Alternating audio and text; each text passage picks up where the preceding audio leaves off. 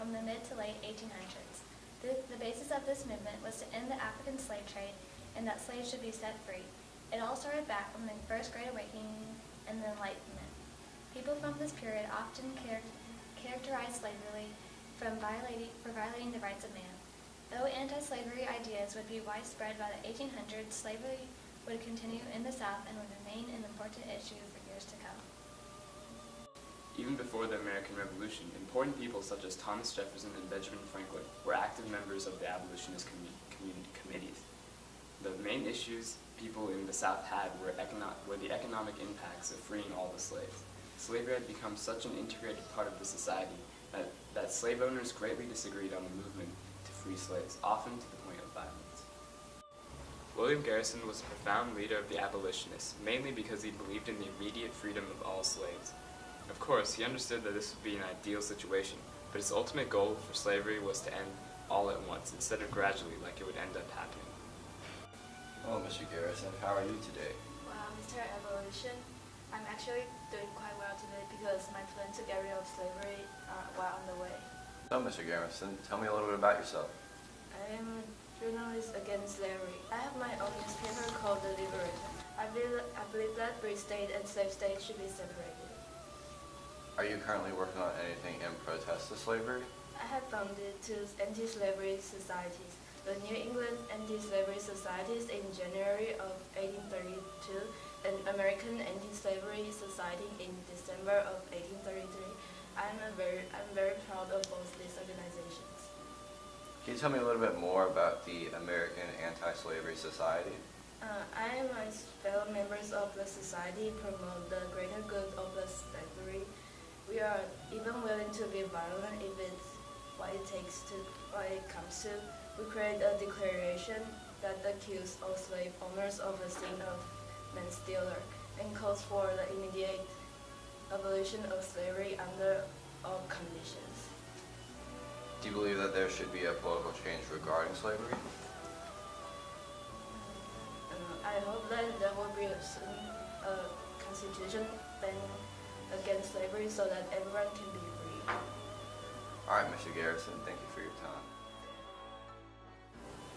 Harriet Tubman had long-lasting effects on the slave trade and towards the abolitionist movement. Her ability to do, and not just think, helped invigorate many others to do the same. She continues to inspire generations of Americans struggling for civil rights with her brave actions and bold statements. Hello, Ms. Tubman. How are you doing? I'm fine. And you? I'm doing good. So, Mrs. Tubman, what has gotten you so passionate about the anti-slavery movement? Being born into slavery has completely changed my life and views on slavery. Me, my parents, and 8 siblings were all on a plantation in Dorchester County, Maryland.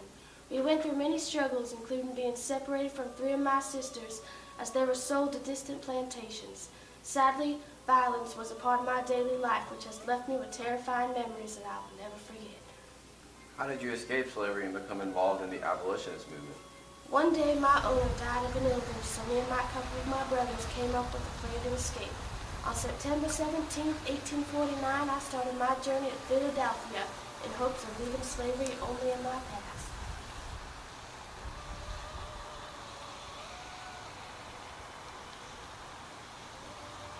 Do you have any regrets of leaving your family behind? In fact, I did. I went back to Maryland and started to help other slaves on their journey to freedom. This network became known as the Underground Railroad. How has this Underground Railroad affected your life? Well, being the conductor of this network has given me the opportunity to help hundreds of former slaves reach freedom, so I am very proud of what I have accomplished. Thank you so much for your impact on this movement, Mrs. Tubman. Sojourner Truth was a very strong advocate of the abolitionist movement, and she devoted her life to bringing about this social change. She strives for the equality of slaves through well-made speeches and inspiring memoirs published through William Garrison's newspaper. Hi, Mrs. Truth. Thank you for coming today. Of course, I'm happy to be here. Ain't I, woman? So tell me about yourself, Miss Truth. Well, I was born into slavery in 1797. Being separated from my mother at only 11 years of age made me stronger and more immune to pain. And how did this strength help you in growing up? I remember in 1826, the very day I escaped slavery with my baby boy Peter. From then on, I realized I needed to help others escape to freedom as well. By God's will, this was going to be possible. In what ways do you think you impacted other activists? When I attended the Ohio Women's Rights Convention a few years back in 1851, they asked me to give a speech. As I made my argument clear, I was pleased to see the intensity and pride in the women's faces. I told them all about my thoughts on equality for both black men and women. I guess you could say I enlightened them on the possibility of standing alone alongside the whites as friends equally. And what was the best part about your speech? By far, the best part of my speech was when I said, "Ain't I a woman? Ain't I a woman?" The energy was exerted after sticking up for the ideas of abolition, women's rights, and equality. Frederick Douglass was a strong and impressive rhetorical speaker and soon became a regular anti-slavery speaker. His autobiographies were so well written and influential, people often didn't believe that a previous slave could have written with such elegant prose. He went on to be an important person in politics and remain as one of the most influential African Americans of all time. Hello, Mr. Douglas. How are you doing today? Doing very well. And yourself? Just fine, thank you. So, tell me a little bit about yourself. Well, I was born into slavery and my mother died when I was 10 years old. Our owner's wife defied the law and taught me to read and write. Wow, and with just that, you managed to become one of the most famous intellectuals of your time? Well, not exactly. There's a little more to it than that. I did lots and lots of reading when I was younger. Reading, I think, played a big part in my passionate opposition to slavery. And where did you go from there? Well, I was able to escape slavery with a little bit of help and get to an abolitionist safe house in the north. I began to teach the New Testament to other slaves, but we were dispersed by a violent white crowd. They nearly killed me. Dictates that all men are created equal, regardless of their race or color or creed.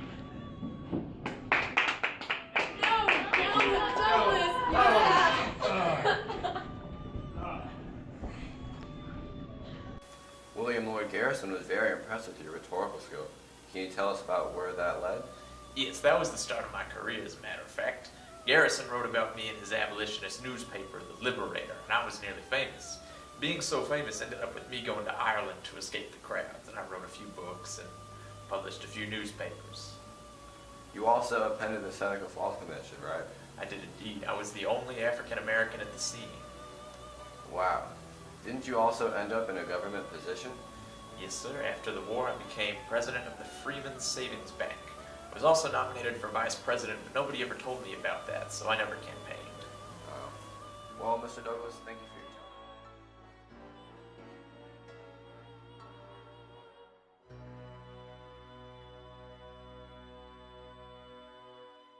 Thank you. I'm welcome to be here.